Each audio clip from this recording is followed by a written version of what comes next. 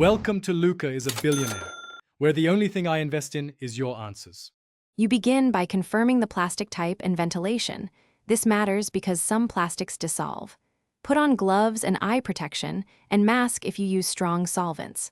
Once done, test a tiny hidden spot with isopropyl 90% or a citrus-based remover to check compatibility. Apply a thin layer with a cloth, not soaked.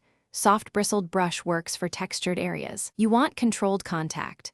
Soak time is short and monitored to prevent warping or softening of the plastic. You now focus on removing paint in small sections to keep control. Apply solvent, wait 5 to 10 minutes, then use a plastic scraper held at a shallow angle to lift loosened paint. Do not use metal tools that can gouge.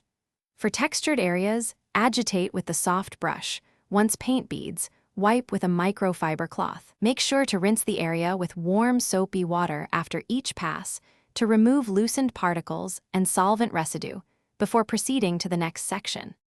You finish by thoroughly neutralizing and rinsing the plastic, then drying and inspecting for ghosting or stains.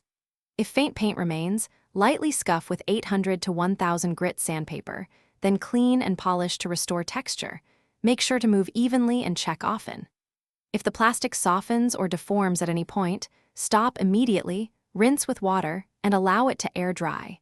This signals the solvent is too aggressive, so switch to a gentler citrus product or repeated isopropyl cycles instead. Thanks for watching and please subscribe. It's the best investment you'll ever make.